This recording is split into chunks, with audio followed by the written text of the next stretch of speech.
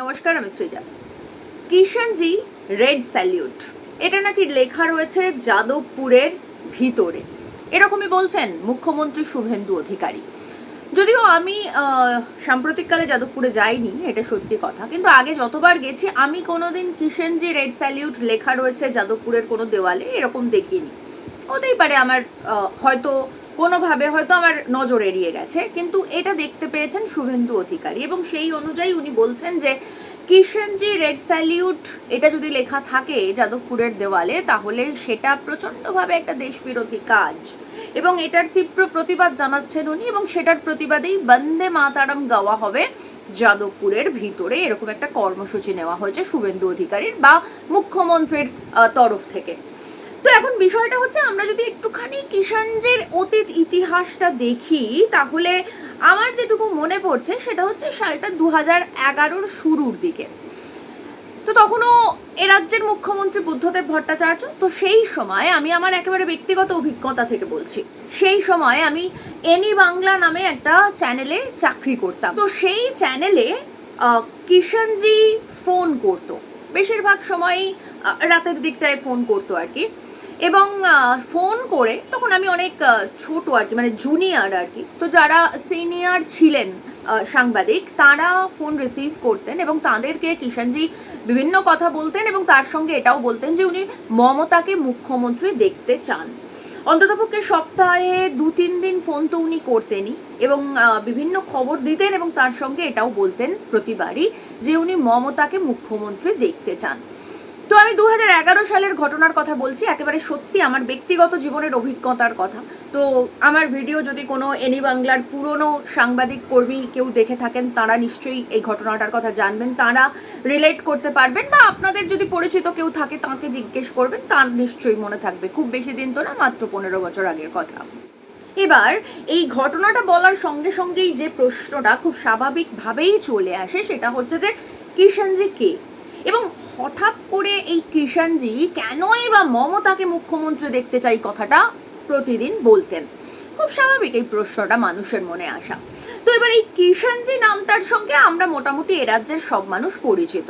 এবার কে এই কিষাণজি? এই কিষাণজি হচ্ছেন সেই ব্যক্তি যে ব্যক্তি না থাকলে মমতা ব্যানার্জি মুখ্যমন্ত্রী হতে পারতেন না, এবং আরো বেশি স্পেসিফিক ভাবে বলতে হয় যে যে কিষাণজির সহযোগী শুভেন্দু অধিকারী না থাকলে মমতা ব্যানার্জি মুখ্যমন্ত্রী হতে পারতেন না।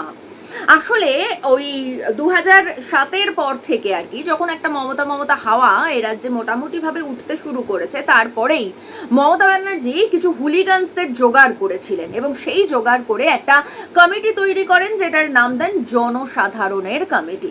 তো এবার এই জনসাধারণের কমিটিতে কারা ছিল? এই জনসাধারণের কমিটিতে ছিল ধরুন ওই মধুসূদন মণ্ডল, রঞ্জিত পাল, প্রদীপ গড়াই, ছত্রধর মাহাতো, এবং অবশ্যই কিষাণজির নেতৃত্বে এই কমিটি পরিচালিত হতো আর কি, যার সহযোদ্ধা বা সহযোগী ছিলেন সেই সময় শুভেন্দু অধিকারী। মানে শুভেন্দু অধিকারী পূর্ব মেদিনীপুর তো বটেই, পশ্চিম মেদিনীপুরেও এই জনসাধারণের কমিটির যে অ্যাডমিনিস্ট্রেটিভ পার্টটা সেটা কিষাণজির সহযোগী হিসেবে দেখতেন। অ্যাকচুয়ালি দেখতেন বললে বোধহয় একটু অতিরঞ্জিত করা হয়। আসলে কিভাবে ওই অঞ্চলগুলোতে, পশ্চিম মেদিনীপুর, পূর্ব মেদিনীপুর, ওই অঞ্চলগুলোতে হুলিগানিজম, টেরোরিজম চালানো যায় সেটা দেখতেন।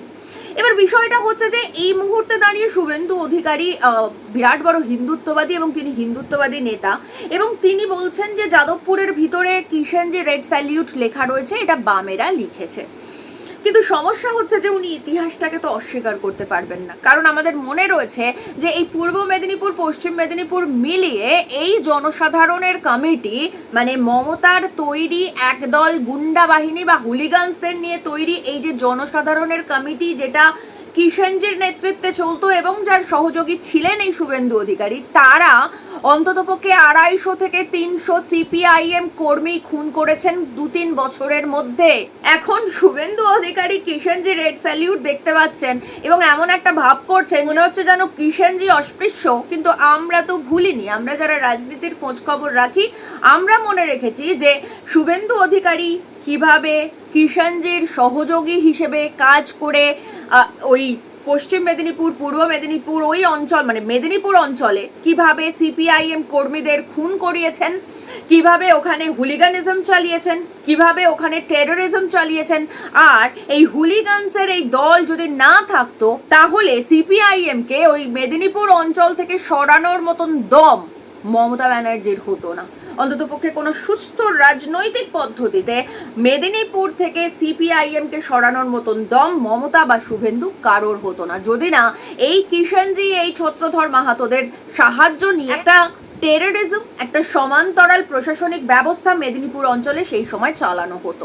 এবার আমরা যদি একটুখানি তার পরবর্তী পার্টটা দেখি তাহলে দেখবো যে কিষাণজি যা চেয়েছিলেন, মানে উনি মমতাকে মুখ্যমন্ত্রী দেখতে চেয়েছিলেন, এবং যে মমতাকে মুখ্যমন্ত্রী দেখতে চেয়ে উনি এনি বাংলায় সপ্তাহে 2-3 দিন তো ফোন করতেনই এবং তিনি জানাতেন প্রকাশ্যে উনি মমতাকে মুখ্যমন্ত্রী দেখতে চান।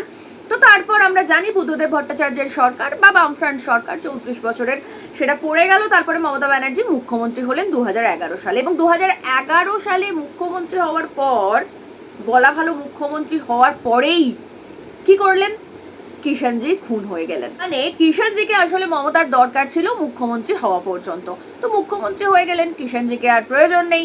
তো যাই হোক, কিষাণজি খুন হয়ে গেলেন। তো তারপর কি হলো? তারপর যেটা হলো সেটা হচ্ছে যে মেদিনীপুরে যেমন ক্ষমতায় আসার আগে জনসাধারণের কমিটি তৈরি করেছিলেন মমতা ব্যানার্জি, মানে অবশ্যই শুভেন্দুর সহযোগিতায় জনসাধারণের যে কমিটি তৈরি করেছিলেন, তো এই জনসাধারণের কমিটি ছাড়াও আরো একটা কমিটি হয়েছিল, সেটার নাম ছিল ভূমি উচ্ছেদ প্রতিরোধ কমিটি। এবং এই ভূমি উচ্ছেদ প্রতিরোধ কমিটিতে যে নামগুলো বলছিলাম তখন, যে মধুসূদন মণ্ডল, রঞ্জিত পাল, এরা সবাই আর কি, এরা কিন্তু পরবর্তীতে সকলেই তৃণমূল কংগ্রেসে যোগ দিল। আরো একজনের নাম না বললেই নয়, সেটা হচ্ছে ছত্রধর মাহাতো। আমরা জানি যে বিরাট বড় সেই সময়কার জনসাধারণের কমিটির নেতা ছত্রধর মাহাতো, তিনিও কিন্তু পরবর্তীতে তৃণমূল কংগ্রেস জয়েন করেন, এবং শুধুমাত্র তৃণমূল কংগ্রেস জয়েন করেছিল এরকম নয়, তিনি রীতিমতন রাজ্য কমিটিতে অন্তর্ভুক্ত হয়েছিলেন। আসলে কজনকে মারবে মমতা, আর এই লোকগুলো না থাকলে তো মমতার মুখ্যমন্ত্রী হওয়া হতো না, না তো সেটার জন্য আর কি তার প্রতিদান হিসেবে। আর এক্ষেত্রে আরো একটা নাম আমাকে অবশ্যই বলতে হবে, সেটা হচ্ছে সুচিত্রা মাহাতো। এই নামটার সঙ্গেও আপনারা সকলেই পরিচিত আমি জানি, কারণ পরবর্তীতে উনিও তৃণমূলে যোগ দিয়েছিলেন। তো এই সুচিত্রা মাহাতোকে, এই সুচিত্রা মাহাতো হচ্ছেন ছত্রধর মাহাতোর বড় ভাই শশধর মাহাতোর বিধবা স্ত্রী ছিলেন। কিন্তু এই যখন মমতাকে ক্ষমতায় আনার জন্য এই একটা টেরোরিজম চলছে, মানে গোটা রাজ্য জুড়ে একটা সন্ত্রাসের পালা চলছে, প্রতিদিন সিপিআইএম কর্মী খুন হচ্ছে, কবির সুমন তিনি স্টেটমেন্ট দিচ্ছেন যে উনি প্রত্যেকদিন ব্রেকফাস্টে অন্তত 5টা করে সিপিআইএম এর লাশ দেখতে চাইছেন। তো ঠিক এই জায়গাটায় দাঁড়িয়ে সেই সময় সুচিত্রা মাহাতো প্রেম করছে প্রদীপ গড়াইয়ের সঙ্গে। তো এই প্রদীপ গড়াইও কিন্তু পরবর্তীতে তৃণমূলে চলে যান, অর্থাৎ মধুসূদন মণ্ডল থেকে শুরু করে রঞ্জিত পাল, প্রদীপ গড়াই, সুচিত্রা মাহাতো, ছত্রধর মাহাতো এবং অবশ্যই কিষাণজি, এদের যে এই জনসাধারণের কমিটি, যে জনসাধারণের কমিটি সিপিআইএম এর প্রায় 250 থেকে 300 কর্মীকে খুন করেছিল এবং পুরো মেদিনীপুর জুড়ে বিশেষ করে জঙ্গলমহলে একটা সন্ত্রাসের আবহাওয়া তৈরি করেছিল, এবং সেটা করেছিল অবশ্যই শুভেন্দুর সহযোগিতায়, কারণ মমতাকে তারা মুখ্যমন্ত্রী দেখতে চেয়েছিল এবং শুভেন্দু ছিল সেই সময় এদের মূল সহযোগী। তো এখন শুভেন্দু অধিকারী বলছেন যে যেহেতু যাদবপুর বিশ্ববিদ্যালয়ের ভিতরে কিষাণজি রেড স্যালিউট লেখা রয়েছে, তার জন্য নাকি যাদবপুর প্রচন্ডভাবে দেশবিরোধী। জানি না বাবা, একটা সময় তো কিষাণজির সহযোগী ছিলেন শুভেন্দু অধিকারী, এখন কিষাণজি দেশবিরোধী হয়ে গেলেন। মানে তখন কিষাণজি দেশবিরোধী ছিল না, এখন দেশবিরোধী হয়েছে, নাকি তখন শুভেন্দু অধিকারী দেশবিরোধী ছিল,